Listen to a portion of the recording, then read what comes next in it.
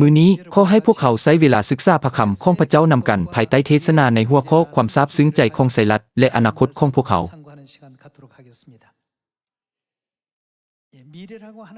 บ่แม่นความจริงบ่ที่ว่าอนาคตเริ่มต้นในมื้อนี้เนื่องจากอนาคตเริ่มต้นในมื้อนี้พวกเขาจึงต้องปล่อยวางทุกสิ่งที่ผ่านมาแล้วตั้งแต่เวลานี้เป็นต้นไปขอให้พวกเขาทุกคนเริ่มต้นสร้างอนาคตที่พวกเขาปรารถนาแล้วอนาคตฝ่ายจิตวิญญาณของพวกเขาได้เป็นแนวใดในขณะที่พวกเขาพิจารณาเบิ่งหลายสิ่งที่พระเจ้าได้ทรงกำหนดไว้ล่วงหน้าและทรงสัญญาไว้นั้นพวกเขาสามารถเห็นได้อย่างแท้จริงว่าอนาคตที่นิรันดร์ได้ถูกสัญญาไว้กับพวกเขาแล้วในคำทำนายของผู้ประกาศพระคำดานีเอลและอัครทูตโยฮันพระคัมภีร์สั่งสอนพวกเขาว่าอนาคตของพวกเขาแม่นการอยู่กับพระเจ้าตลอดไปเป็นนิจ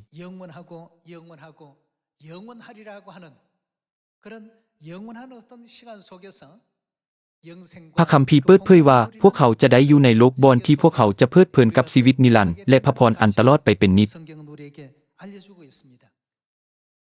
มื้อนี้ในขณะที่ค้นหาความจริงเหล่านี้ในพระคัมภีร์ขอให้พวกเขาใช้เวลาน้อยนึงเพื่อเปรียบเทียบความซาบซึ้งใจที่กษัตริย์ไซรัสได้รับกับความซาบซึ้งใจที่พวกเขาได้รับในเวลานี้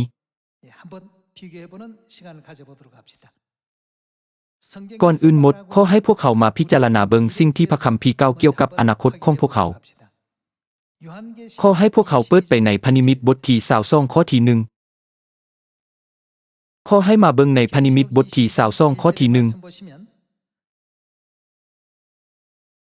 แล้วทูตสวรรค์ตนนั้นก็ได้ให้ข้าพเจ้าเห็นแม่น้ำแห่งชีวิตเป็นแม่น้ำที่ใสดังแก้วมาจากบัลลังก์ของพระเจ้าและของลูกแก่พระเจ้า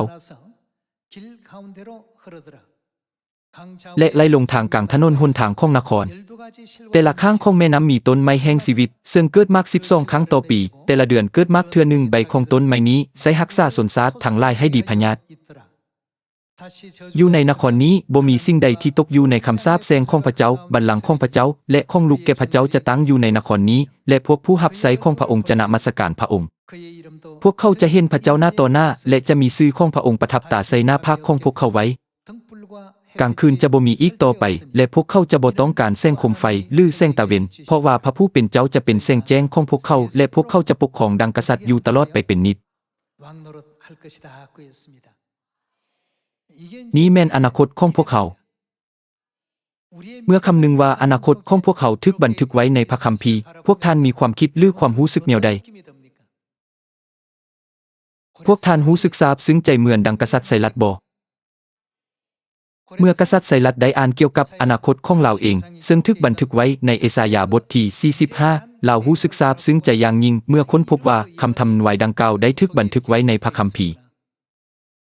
เมื่อพระเจ้าทรงแสดงให้พวกเขาเห็นสิ่งที่พระองค์ได้ทรงวางแผนไว้สำหรับอนาคตของพวกเขาคงจะบ่ถูกต้องแม่นบ่ถ้าพวกเขาเพียงแต่เหมือนเซยโดยว่าค่อยคิดว่าพระคัมภีร์ก็กล่าวถึงเรื่องแบบนั้น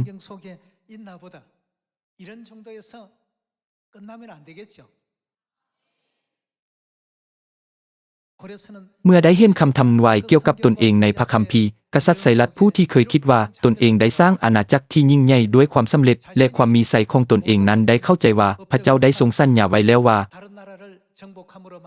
เฮาเองจะเตรียมทางเดินให้เจ้าใดเฮาจะพังประตูทองสำริดให้มุนทลายทั้งทอนเหล็กไหลประตูเมืองให้หักหมดสิ้นกษัตริย์ไซรัสรู้สึกประหลาดใจหลายเมื่อเห็นว่าพระเจ้าได้ทรงนำหน้าลาวในทุกสิ่ง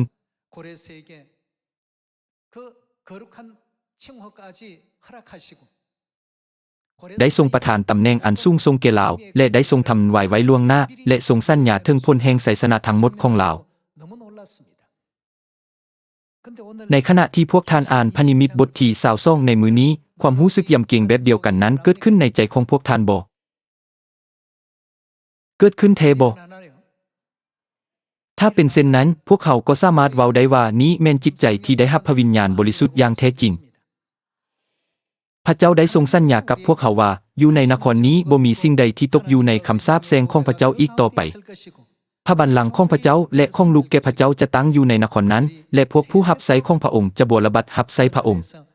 และพวกเขาจะปกครองอยู่ตลอดไปเป็นนิจ ถึงแม้นว่าการกระทำของลาวได้สำเร็จแล้วก็ตามแต่กษัตริย์ไซรัสก็ยังประหลาดใจหลายที่พบว่ามีบันทึกเกี่ยวกับลาวอยู่ในพระคัมภีร์และมีคำทำนายที่บรรดาผู้ประกาศพระคำได้กล่าวไว้ตลอดหลายร้อยปี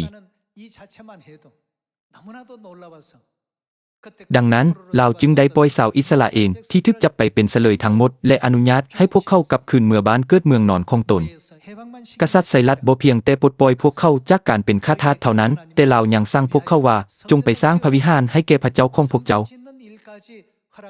ลาวบ่เพียงแต่อนุญาตให้มีการก่อสร้างพระวิหารเท่านั้นแต่ยังได้เฮ็ดสิ่งที่น่างึดงอในการสนับสนุนการก่อสร้างโดยจัดหาวัสดุต่างๆให้อีกด้วย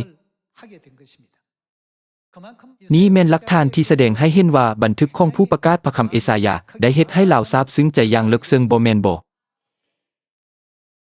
กษัตริย์ไซรัสแห่งเปอร์เซียและชาวจักรภพเปอร์เซียบ่แม่นสนซาดที่เชื่อในพระเจ้าและถึงว่าจะเป็นเช่นนั้นกษัตริย์ไซรัสก็ได้ปลดปล่อยทาสทั้งหมดเหล่านั้น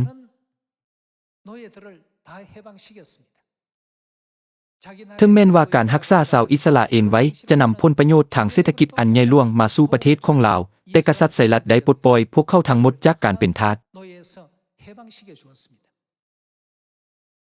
ลาวได้สั่งพวกเขาว่าจงไปที่กรุงเยรูซาเล็มและสร้างขึ้นใหม่พระวิหารของพระเจ้าและยังได้จัดหาวัสดุทั้งหมดสำหรับการก่อสร้างให้อีกด้วย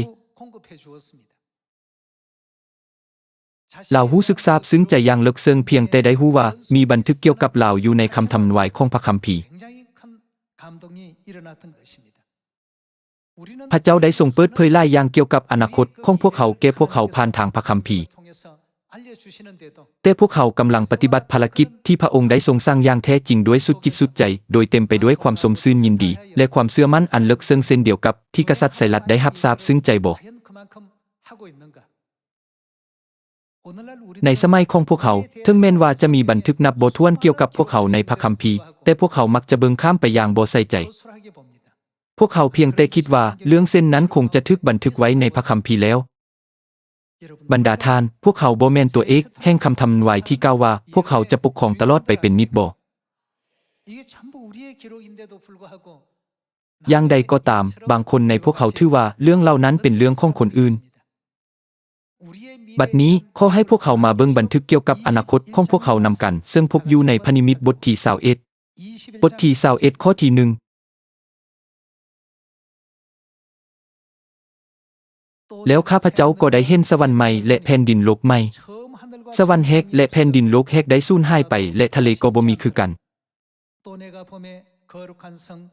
และข้าพเจ้าก็ได้เห็นนครศักดิ์สิทธิ์กรุงเยรูซาเล็มใหม่กำลังลงมาจากสวรรค์และจากพระเจ้าเตรียมพร้อมคือเจ้าสาวแต่งตัวรอท่าพบเจ้าบ่าวของตนข้าพเจ้าได้ยินเสียงดังออกมาจากบัลลังก์และกล่าวว่าบัดนี้บ้านของพระเจ้าอยู่กับมนุษย์พระองค์จะมีชีวิตอยู่กับพวกเขาและพวกเขาก็จะได้เป็นประชาชนของพระองค์พระเจ้าเองจะมีชีวิตอยู่กับพวกเขาและพระองค์ก็จะเป็นพระเจ้าของพวกเขาพระองค์จะเช็ดน้ำตาทุกหยดจากตาของพวกเขาความตายจะบ่มีอีกต่อไปความโศกเศร้าการร้องไห้และความเจ็บปวดจะบ่มีอีกต่อไปสิ่งเก่าแก่ได้สูญหายไปแล้วผู้ที่นั่งอยู่เทิงบัลลังก์ก็ได้กล่าวว่าบัดนี้เฮาได้สร้างทุกสิ่งขึ้นใหม่และพระองค์กล่าวแก่ข้าพเจ้าอีกว่าจงเขียนไว้ด้วยว่าคำเหล่านี้เป็นความจริงและเป็นที่เชื่อถือได้พวกเขาแม่นผู้ที่ได้รับพระสัญญาถึงโลกที่นิรันดร์บ่ที่บ่มีความตายความโศกเศร้าการร้องไห้หรือความเจ็บปวดอีกต่อไปพระสัญญาทั้งหมดเหล่านี้ได้ถูกประทานให้แก่บรรดาลูกแห่งสวรรค์ในซีโอนผู้ที่ยำเกรงพระบิดาและพระมารดาในความจริงแห่งคำมั่นสัญญาใหม่ในปัจจุบันนี้บ่แม่นบ่ถ้ากษัตริย์ไซรัสได้เห็นนิมิตที่มีสง่าราศีนี้สิ่งใดจะเกิดขึ้นในจิตใจของลาวพวกเขาต้องใช้เวลาจักน้อยหนึ่งเพื่อถามตนเองว่าพวกเขารู้สึกซาบซึ้งใจอย่างลึกซึ้งหลายกว่ากษัตริย์ไซรัสบ่ดังที่ลาวได้เห็นคำทำนายและได้ลงมือปฏิบัติตามทันทีจิตใจที่เต็มไปด้วยความเชื่อของพวกเขากำลังตื่นขึ้นภายในตัวพวกเขาเพื่อกระตุ้นให้พวกเขาเฮ็ดให้คำทำนายที่บันทึกไว้เกี่ยวกับพวกเขาสำเร็จเป็นจริงหรือบ่นี้แม่นจุดสำคัญที่พวกเขาต้องพิจารณาเบิ่งในขณะที่เปรียบเทียบการตอบสนองของพวกเขากับความรู้สึกซาบซึ้งใจอย่างลึกซึ้งของกษัตริย์ไซรัสมีบันทึกไว้ว่าพระเจ้าเองจะทรงสถิตอยู่กับพวกเขาพระองค์จะเช็ดน้ำตาทุกหยดจากตาของพวกเขาความตายจะบ่มีอีกต่อไป ในข้อความตอนนี้ที่กล่าวว่าพวกเขาข้าพเจ้าอยากให้พวกท่านลองใส่ชื่อของตนเองลงไปกษัตริย์ไซรัสได้รู้สึกตื่นตันใจและประหลาดใจอย่างยิ่งเพราะชื่อของเราคือไซรัสได้ถูกบันทึกไว้ในคำทำนายพระเจ้าได้ทรงสัญญาว่าพระองค์จะทรงมีชีวิตอยู่กับพวกเขาและจะทรงเช็ดน้ำตาทุกหยดจากตาของพวกเขาในคนกลุ่มนั้นที่ถูกเอิ้นว่าพวกเขาชื่อของพวกท่านเองก็ถูกบันทึกไว้เช่นกันชื่อสมพรจะอยู่ที่นั้นเช่นเดียวกันกับมีไสแสงจันทร์และสายสมร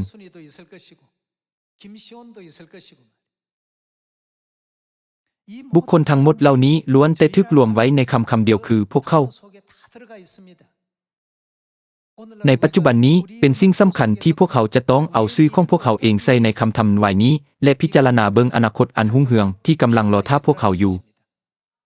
ถึงแม้นว่าการศึกษาพระคัมภีร์อย่างภาคเพียรการเรียนรู้คำสั่งสอนจนชำนาญการท่องจำข้อพระคัมภีร์และการประกาศพระคำของพระเจ้าด้วยวาทศิลป์ที่ดีเลิศจะเป็นสิ่งสำคัญอย่างแน่นอนแต่ความรู้สึกอันลึกซึ้งดังที่กษัตริย์ไซรัสได้ประสบนั้นก็สำคัญเช่นกัน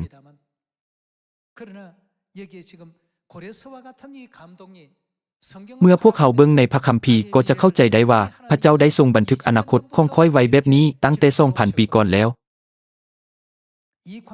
ในขณะที่พวกเขาพิจารณาเบิ่งซากนี้ขอให้พวกเขาทุกคนมีส่วนในเวียกงานแห่งข่าวประเสริฐด้วยความรู้สึกที่ลึกซึ้งยิ่งกว่ากษัตริย์ไซรัสบรรดาทานเมื่อพวกเขาเบิ่งไปยังอนาคตพวกเขาเห็นสิ่งใดอนาคตที่รุ่งเรืองไล่ซ้ำใดที่กำลังรอท่าพวกเขาอยู่โลกที่บ่มีความตายอีกต่อไปโลกที่บ่มีความทุกข์ทรมานบ่มีความโศกเศร้าและบ่มีความเจ็บปวดอีกต่อไปนี้แม่นโลกที่จะถูกประทานให้แก่พวกเขาอยู่ที่นั้นพระเจ้าจะทรงอยู่กับสมพรพระองค์จะทรงอยู่กับแสงจันทร์พวกเขาได้รับพระสัญญาที่ยิ่งใหญ่กว่าพระสัญญาของไซรัสเป็นพันเท่าแม้นแต่หมื่นเท่าแต่พวกเขากลับรู้สึกซาบซึ้งใจน้อยกว่าหลาวหลายหรือบ่สิ่งนี้เป็นการสมควรบ่นับแต่เวลานี้เป็นต้นไปพวกเขาทุกคนต้องเปิดตาฝ่ายจิตวิญญาณให้กว้างออกตั้งความหวังของเขาไว้ที่โลกแห่งอนาคตที่พระเจ้าได้ทรงจัดเตรียมไว้ให้พวกเขาและจงแล่นไปอย่างภาคเพียรในเส้นทางที่กำหนดไว้สำหรับพวกเขาในท่ามกลางพระสัญญาหลายอย่างที่พระเจ้าได้ทรงให้ไว้กับพวกเขาขอให้พวกเขาไปเบิ่งในโยฮันบทที่14ขอให้พวกเขาพิจารณาเบิ่งพระคำในโยฮันบทที่14ข้อที่1ต่อมาพระเยซูได้บอกพวกสาวกของพระองค์ว่าอย่าเป็นทุกข์และกังวลใจเลยจงเชื่อในพระเจ้าและจงเชื่อในเฮาคือกันในพระศาสแห่งพระบิดาของเฮามีบ่อนอยู่หลายบ่อนและเฮากำลังไปจัดแจงบ่อนไว้สำหรับทานทั้งหลายเฮาคงบ่บอกเรื่องนี้แก่พวกทานถ้าบ่เป็นความจริงเมื่อเฮาไปเตรียมบ่อนไว้สำหรับพวกทานแล้วเฮาจะกลับคืนมารับเอาพวกทานไปอยู่กับเฮาเพื่อว่าเฮาอยู่ที่ใดพวกทานก็จะอยู่ที่นั้นคือกัน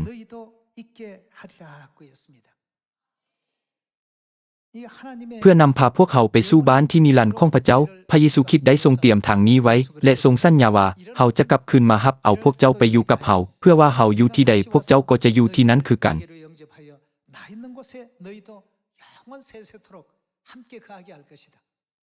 เพียงแต่ได้ดำรงอยู่เป็นประชาชนที่บริสุทธิ์แห่งสวรรค์ก็เป็นเหตุผลเพียงพอสำหรับการถวายขอบพระคุณแล้วแต่พระองค์ได้ทรงกล่าวว่าเฮาจะเฮ็ดให้พวกเจ้าเป็นปโลหิตดังกษัตริย์ที่จะปกครองตลอดไปเป็นนิจยิ่งไปกว่านั้นคือกับว่าสิ่งนั้นยังบ่เพียงพอให้รู้สึกขอบพระคุณพระองค์ยังได้ทรงสัญญาอีกว่าเฮาจะประทานโลกที่บ่มีความตายหรือความโศกเศร้าการร้องไห้หรือความเจ็บปวดอีกต่อไปในทั่วโลกนี้มีภัยแดที่มีอนาคตที่รุ่งเรืองกว่ามั่นคงกว่าและแน่นอนในพระสัญญายิ่งกว่าอนาคตของพวกเขา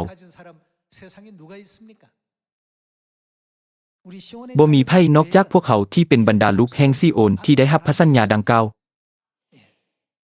เมื่อกษัตริย์ไซรัสได้เห็นชื่อของตนเองปรากฏอยู่ในปึ้มคำทำนายของเอสายาลาวก็ประหลาดใจอย่างยิ่งและได้รับรู้ว่าแท้จริงแล้วทุกสิ่งที่ลาวได้เฮ็ดสำเร็จจนถึงตอนนี้บ่แม่นผลงานของลาวเองแต่สำเร็จได้ด้วยมือของพระเจ้าเท่านั้นเรารู้สึกซาบซึ้งใจอย่างลึกซึ้งต่อคำทำนายที่เป็นเพียงเรื่องราวเกี่ยวกับโลกนี้เท่านั้นยิ่งไปกว่านั้นสิ่งเหล่านั้นก็เป็นเพียงเรื่องชั่วคราวเท่านั้นแล้วสถานการณ์ของพวกเขาได้เป็นแนวใดความสมซื่นยินดีที่ได้ทรงสัญญาไว้กับพวกเขานั้นมีลักษณะเป็นแนวใดเป็นเพียงแต่ซืบไปเท่านั้นบ่ได้มีบันทึกไว้โดยการเน้นย้ำบ่แม่นบ่ มันทึกบันทึกไว้ว่าสืบไปเป็นนิดบ่มีคำเว้าอื่นใดที่จะสามารถอธิบายเทิงสิ่งนี้ได้อีกแล้ว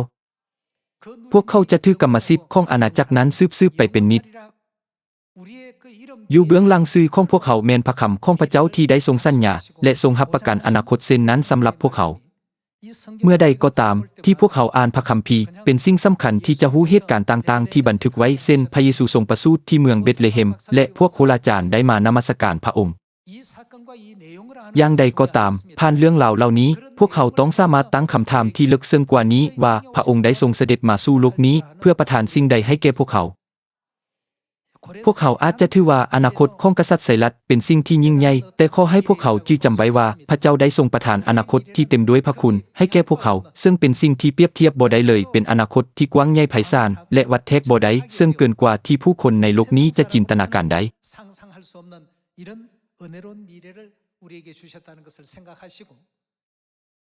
เมื่อเลี้ยวเบิ่งอนาคตที่อยู่ต่อหน้าเราคืออนาคตที่พระเจ้าได้ทรงอนุญาตให้แก่เรากษัตริย์ไซรัสจึงได้ปลดปล่อยชาวอิสราเอลทั้งหมด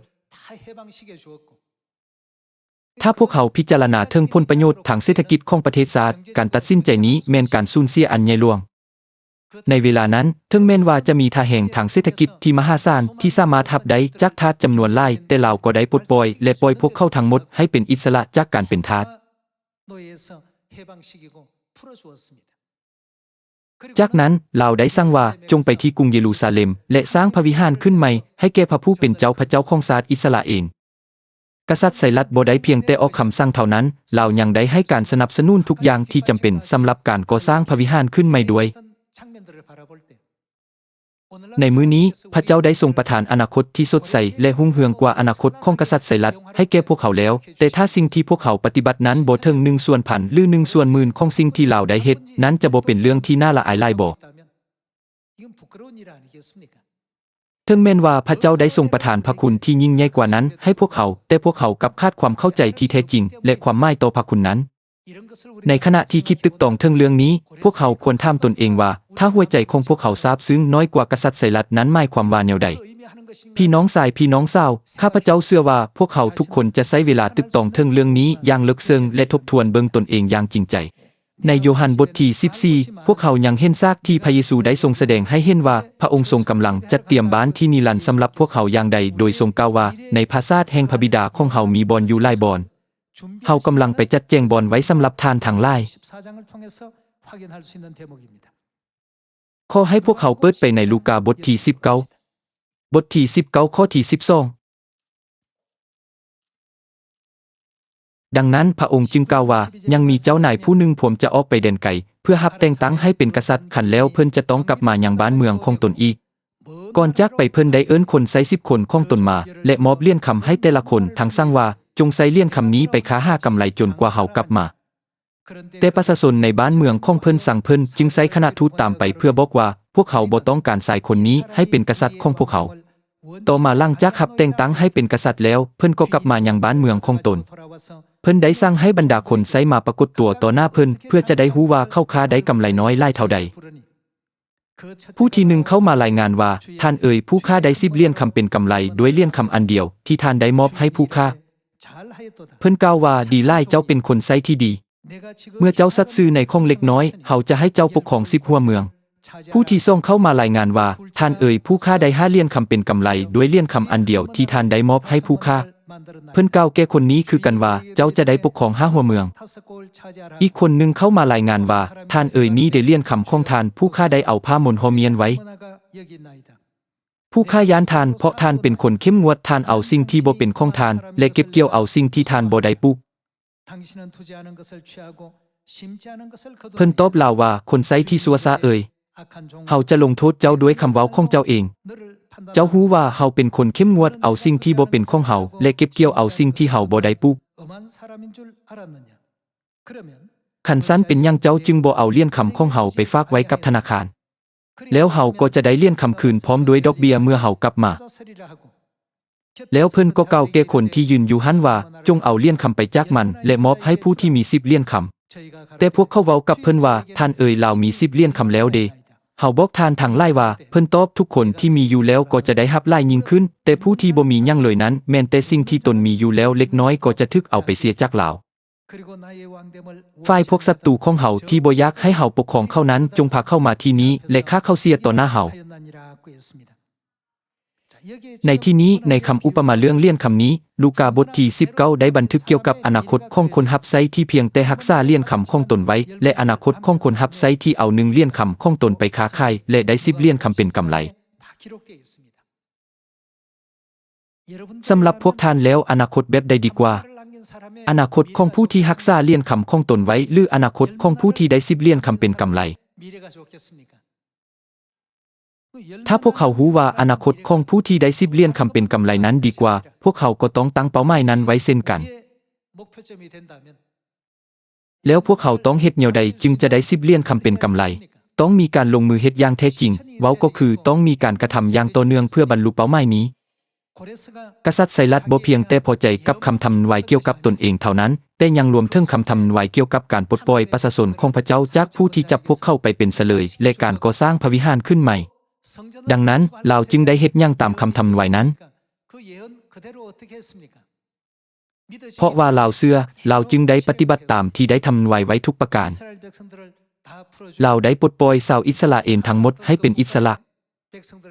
ในเวลานั้นการจับกลุ่มประชาชนของประเทศที่ถูกยึดของมาใช้เป็นแรงงานถือเป็นการสุกยุเศรษฐกิจอย่างยิ่งแต่เราได้ปล่อยพวกเขาทั้งหมดไปโดยยอมรับความสูญเสียอย่างล่วงลายที่จะเกิดขึ้นต่อเศรษฐกิจของชาติ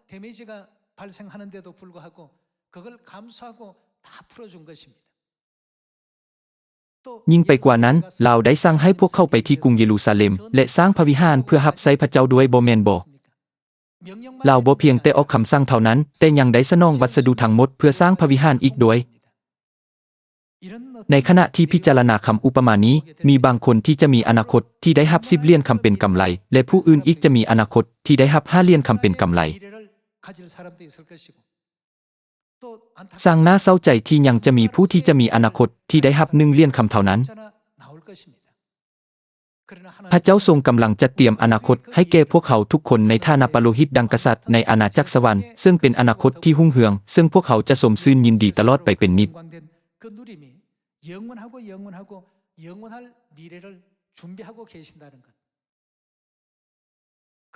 ดังนั้นพวกเขาควรภาคเพียรสร้างอนาคตที่พวกเขาจะได้รับ10เลี่ยนคำแทนที่จะเป็นอนาคตที่เหลือเพียงเลี่ยนคำเดียวบ่แม่นบ่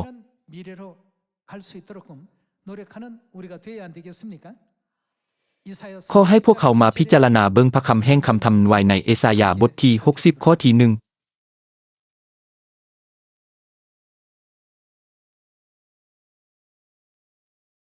เยรูซาเล็มจงลุกขึ้นส่องแจ้งดังตะเวนพระผู้เป็นเจ้าจะให้สง่าราศีส่องใส่เจ้า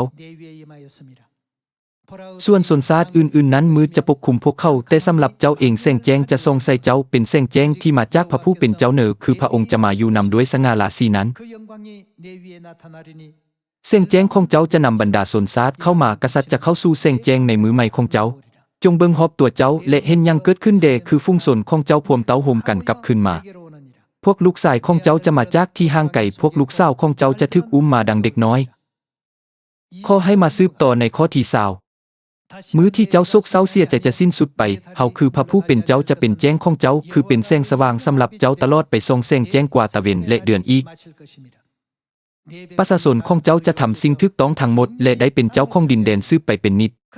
เฮาได้ปลุกเข้าไว้และเฮาได้สร้างเขาขึ้นมาเพื่อเผยความยิ่งใหญ่ของเฮาให้โลกได้รู้ถึงว่าครอบครัวเจ้าน้อยและต่ำต้อยที่สุดก็จะกลายเป็นใหญ่โตดังสนชาติมีอำนาจเฮาจะเฮ็ดให้เรื่องนี้เกิดขึ้นโดยไวเฮาแม่นพระผู้เป็นเจ้านี้แม่นอนาคตที่รอท่าพวกเขาอยู่นี้แม่นซากแห่งคำทำนายที่พระเจ้าได้ทรงเปิดเผยผ่านทางผู้ประกาศพระคำเอสายาเมื่อประมาณ 2,700 ปีก่อนเมื่อสง่าราศีของเยรูซาเล็มพระมารดาแห่งสวรรค์ของพวกเขาถูกประกาศในซามาเรียและถึงที่สุดปลายแผ่นดินโลกผู้ที่น้อยและต่ำต้อยที่สุดก็จะกลายเป็นใหญ่โตดังชนชาติมีอำนาจ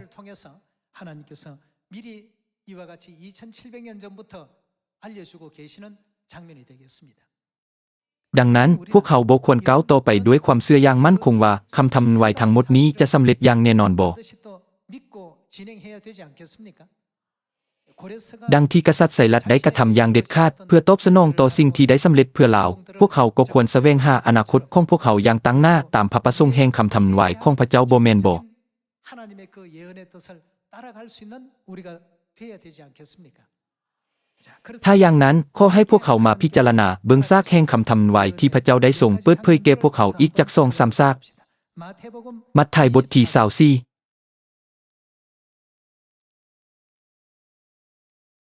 ขอให้พวกเขามาเบิ่งมัทธิวบทที่24ข้อที่13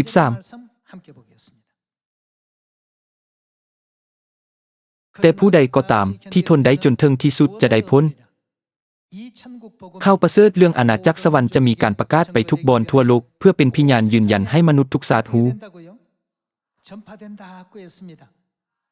ข่าวประเสริฐเรื่องอาณาจักรสวรรค์จะมีการประกาศไปทุกบอนทั่วโลกอย่างแน่นอนแต่บ่ได้สิ้นสุดลงด้วยการประกาศข่าวประเสริฐเท่านั้นขอให้พวกเขาเปิดไปเบิ่งใน1เทสาโลนิกบทที่4ข้อที่16เพื่อเบิ่งว่าพระเจ้าได้ทรงกล่าวว่าพระองค์จะเสด็จมาสู่โลกนี้อีกครั้งเหนียวใดพวกเขาต้องถวายความขอบพระคุณอยู่เสมอที่พวกเขาได้อาศัยอยู่ในสมัยของผู้ที่สามารถประสบและเห็นสิ่งเหล่านี้ด้วยตาของพวกเขาเองขอให้เบิ่งในบทที่4ข้อที่16ด้วยว่าจะมีเสียงฮ้องบรรษาอันดังเสียงของอัครทูตสวรรค์เสียงแก่ของพระเจ้าและพระผู้เป็นเจ้าเองจะลงจากสวรรค์มาปรากฏในฟ้าอากาศพวกเสื้อทื่อในพระคริสต์ที่ตายไปแล้วก็จะเป็นคืนมาสู่ชีวิตก่อนแล้วพวกเขาผู้ที่ยังเป็นอยู่ในเวลานั้นก็จะถูกขับขึ้นไปในเมฆร่วมกับพวกเขาเพื่อพบกับพระผู้เป็นเจ้าในฟ้าอากาศดังนั้นและพวกเขาจึงจะอยู่กับพระผู้เป็นเจ้าเรื่อยไปเหตุฉะนั้นจงเสิร์ชสู่อ้อยใจซึ่งกันและกันด้วยข้อความเหล่านี้เถิด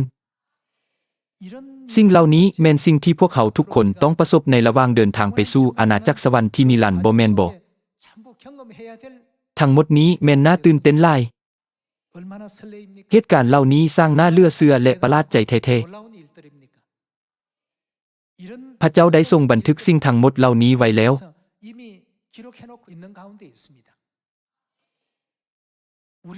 เพื่อพวกเขาพระเจ้าได้ทรงประทานคำทำนายไว้บ่เพียงแต่หลาย10แต่หลายร้อยและแม้นแต่หลายพันข้อเดี๋ยวนี้พระเจ้าทรงกำลังนำพาพวกเขาผ่านขบวนการนี้โดยทรงสัญญาว่าในอนาคตพวกเขาทุกคนจะได้รับตำแหน่งเป็นปโลหิตดังกษัตริย์ในอาณาจักรสวรรค์ฉะนั้นพวกเขาต้องบ่ปล่อยให้หัวใจของพวกเขาลงไหลไปกับสิ่งที่ชั่วคราวของโลกนี้จนเฮ็ดให้สูญเสียความหวังที่นิรันดร์ในสวรรค์ไป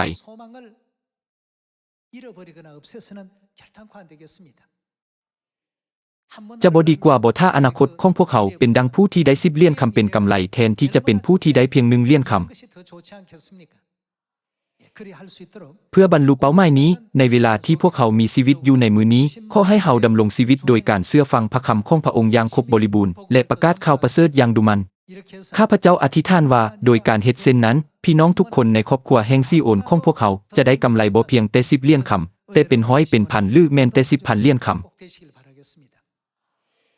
ขอให้พิจารณาถึงความสมชื่นยินดีและความประหลาดใจที่กษัตริย์ไซรัสได้ประสบชื่อของเราได้ถูกบันทึกไว้ล่วงหน้าหลายร้อยปีสร้างเป็นสิ่งที่น่าประหลาดใจอย่างแท้จริงทุกสิ่งที่เราจะต้องเฮ็ดให้สำเร็จก็ได้ถูกบันทึกไว้เช่นกันนี้แม่นสิ่งที่น่าอัศจรรย์แท้ๆแม้นแต่ในคำทำนายของบรรดาผู้ประกาศพระคำที่บันทึกไว้ในพระคัมภีร์เมื่อประมาณ 2,700 ปีก่อนพระเจ้าก็ได้ทรงทำนายไว้แล้วว่าพวกเขาจะเฮ็ดหยังในสมัยนี้